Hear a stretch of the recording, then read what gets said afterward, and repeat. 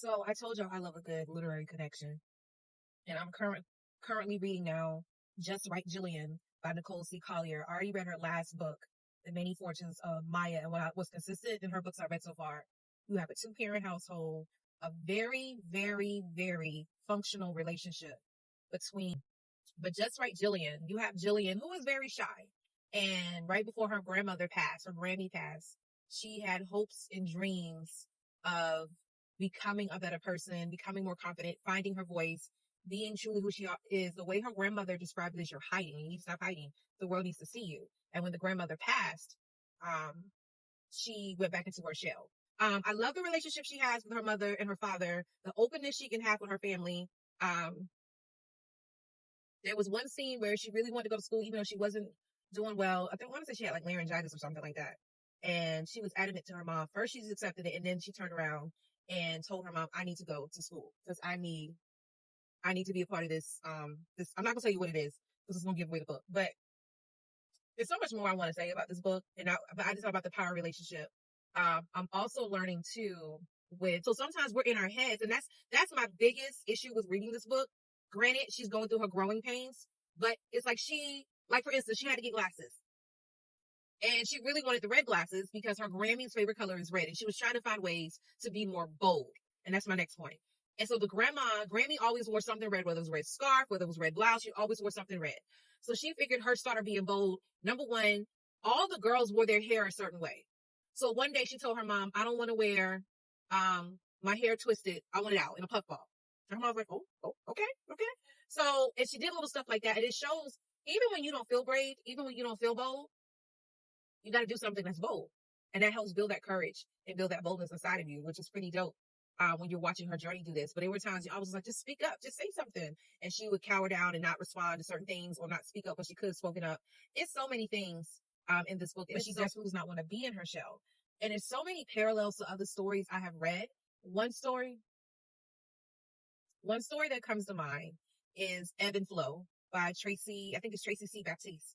And Ebb and Flow are in middle school, get into this huge fight. But what I love about the stories is it's told individually in Ebb's perspective, in Flo's perspective, and they both believe that the other person is after the other person, and you're trying to get out for me. And the reality is they really don't realize they have so much in common, and the issues that they have is stirred up by other people's drama. But you assume these things because people keep hyping it up. Ebb and Flow. Okay, it's a great read.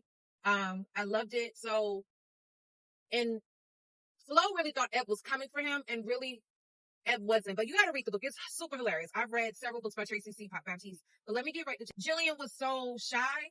She just assumed that this one young lady who was very poised, always has her hair a certain way. She has a certain confidence about her, a certain air. She assumed this young lady didn't like her and basically was her nemesis.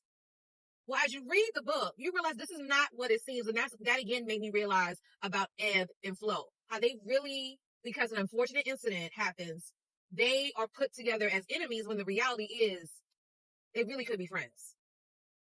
And so when you learn more about Rashida, the girl who's her nemesis, you're like, dang, and I got it all wrong. I got it, but she's realizing because she's opening up and allowing people to talk to her and hang out and whatnot, she's starting to see people in ways that she realized if she had been open before, she would have saw those things. So many, I think it's going to be a 5-part video, I'm telling you right now, because there's so many things I'm pulling from this. Number one, she emphasizes, which reminds me of my book that I'm definitely going to come out with. I think it's going to be a part 2, but one of my books is unorthodox. And one of the chapters I'm definitely want to talk about that I want to expound into another book is the power of relationships and teachers. And what you can't do to be an effective teacher is that you are mean as Hades, but yet you can be as loving and nurturing. That confuses the children. So one thing, she's like 20 something, almost 30 something now, I want to say. And she admitted to me one day, I don't know where we were. She said, because you were mean. I mean, we liked you, but you were mean. You can't have it both ways. And sadly, especially with us old school people, we come from a generation where people literally were mean and hateful, but we accepted it like it was okay. And it wasn't okay.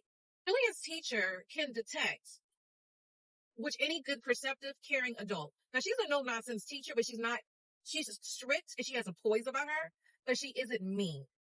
Okay? So, she detects that Jillian definitely could benefit being part of this whiz team and encourages her to join it. So, again, to me, that speaks to the power of relationships because she saw something in her that tried to nudge it out of her. Now, sometimes we're successful with that and sometimes we're not. But when you take the time to really see a child, you find something to help them blossom. I'm thinking about that episode from Elementary when the white guy, I don't know why I can't think of his name, I'll put his name up, and he was trying to find something for his student who just seemed to be like blah about school. And he ended up getting a golfing club program at Abbott Elementary. So, and then he ended up loving golf and loved it. So, and it may not be as extreme as that, but I remember seeing kids in class, we would have they would have debates and you're like, are you on the debate team? Are you on mock trial? No, machine guns, what is that? You'd be surprised at the doors you open up and you really see children the way they need to be seen. Good. I like the last